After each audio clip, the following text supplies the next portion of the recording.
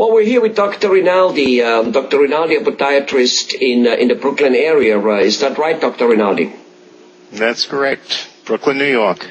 Brooklyn, New York. Well, Dr. Rinaldi, tell us a little bit. I mean, most of us, we, to a degree, we think a podiatrist is a podiatrist is a podiatrist. And while that might be true, I'm sure there are also some differences in philosophy. Some podiatrists are a little bit more what's called aggressive. They're more equipped with surgery equipment and they do more sports injuries, other ones less. Tell us a little bit what your philosophy in the practice is, the type of patients you treat, and maybe even why did you become a podiatrist? What made you becoming a podiatrist? Do you mind shedding some light on that whole thing? No, not at all. Actually, podiatry for me was a position that I found having injured myself.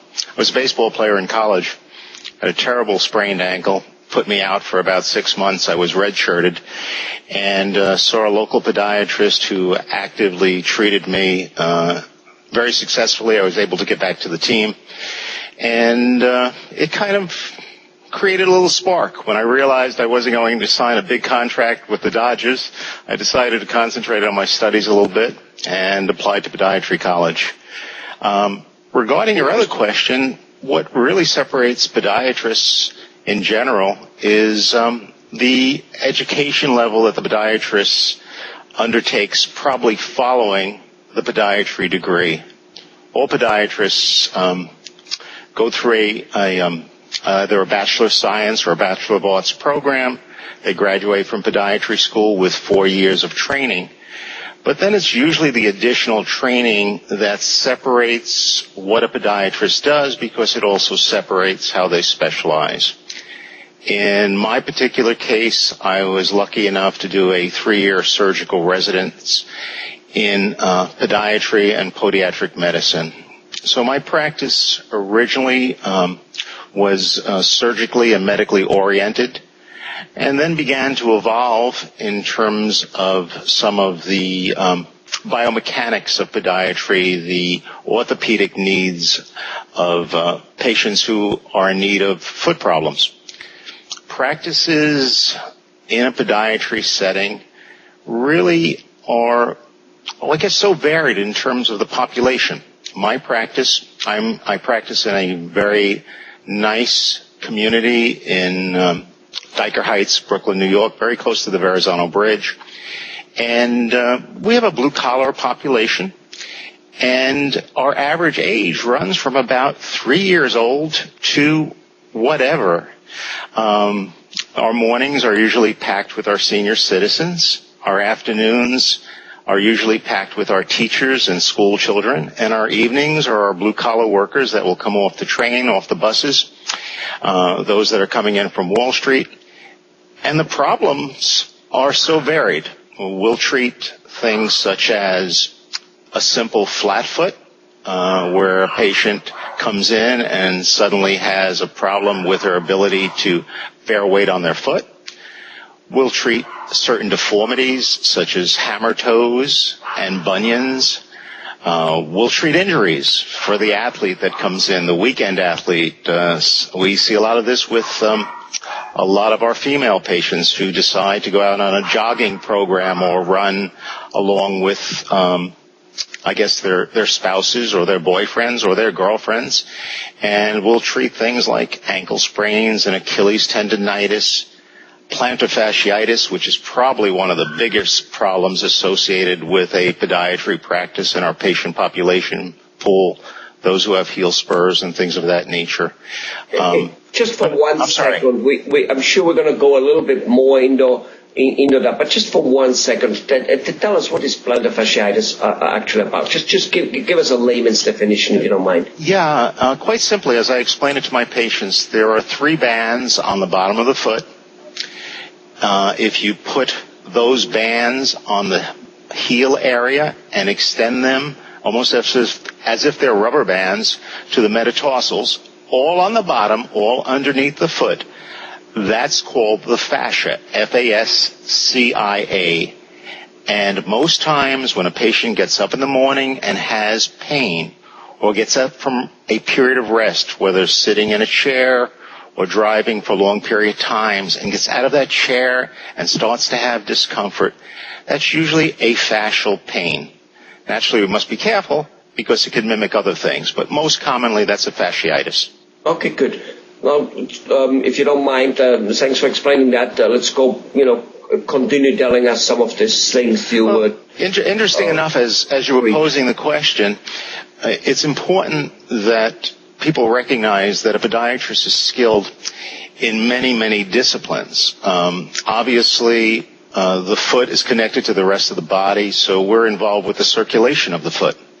A podiatrist, first thing when they screen a patient, will determine how their pulses, they're called their pedal pulses, are in terms of how it is beating in relation to the heart. That's very important when we're treating things such as infection. We have to know about the circulation, because if that circulation is not good, we had best refer that patient to a vascular specialist and start to coordinate a team approach in treating the patient's pain. So when we recognize pain, we have to first look at the circulation of a patient. To some extent, we have to be dermatologists. Patients will come in with a myriad of skin conditions. We'll treat the most sophisticated or evaluate the most sophisticated conditions, such as malignant melanoma, glomus tumors, fungal toenails. We'll treat things such as verruca, multiple warts, mosaic warts. If it exists on the foot from a skin condition, we have to be very well versed, whether it to be treated by the podiatrist or, again, a team approach with a dermatologist. To an extent, we have to be very well trained in the biomechanics of the foot, how a foot functions, why it functions, what's created that bunion, what's created that hammer toe. It's not simple enough anymore to just simply correct a deformity by surgical intervention. As a matter of fact, surgical intervention may not be necessary if we understand the mechanics. That again leads me to the education of the podiatrist. Is that podiatrist board certified in surgery and in a discipline we call podiatric orthopedics? He should be, or she should be, to give you the best opportunity to have many, many approaches to treatment. Today in podiatry, the field isn't narrowing as far as how we treat. It's expanding with the advent of lasers. Lasers originally, I guess, started out with treatment for the eyes, and today podiatrists are armed with this type of treatment. Lasers today can treat pain. We treat capsulitis, fasciitis that we talked about before, tenosynovitis. We treat heel spurs. And there are other programs where the laser can be utilized for skin conditions such as warts, fungal toenails, cosmetically. My goodness, how podiatrists now have... Yes, Mr. Flash, was there something? No, it's just that, it looks like that podiatry has not been bypassed by modern technology. That's very true. Very true. It's great. And for instance, one thing, I don't know whether you so far mentioned it, I know that, for instance, as you said, the foot is connected to the rest of the body. In fact, if we really look at it, the foot carries the rest of the body, right? So, they keep saying that, he carries a lot of weight on his shoulders. Well, that might well be, but his shoulders are still on his feet somehow, so the feet carry even more, right? No, that's true. I always use the analogy. I tell my patients the foot is kind of like the tires on a car. And if you're wondering why your steering wheel is shaking or your spine is shaking, it's probably because your tires or your feet are a problem. Correct. What's that thing called? That big illness, which you haven't mentioned, which also you guys are very heavy detecting. Forgot it. The thing with the blood, where you have to amputate a foot if it's not cured. Well, you're probably referring to the vascular problem associated with gangrene and infection. No, I'm referring to the other one, to the Oh my God! The thing which so many have, the people with blood sugar high and diabetes. Diabetes, that thing, Okay. Yes. Yeah. Podiatrists. That's the medical hat that we must wear. Mm-hmm. That's where the podiatrist, who again has the training and the residency programs that have addressed these things in my time as a podiatrist. I've been lucky enough to be associated with diabetic foot clinics, limb salvage clinics, and it's a major problem. It's a major problem. However, again, as we talk about podiatrists, I think podiatrists, in their recognition of the problems associated with diabetes and the foot, have come such a long way in the prevention of amputations. And that's why when you first mentioned amputations, it was so far from my mind, because probably, Mr. Flash, I believe I've lost you. Are you here again? We did have a little break up here. Okay, my screen is blank, but I will continue to talk then. It's probably your screensaver. Oh, maybe so. Okay. Yeah, there you are. Okay.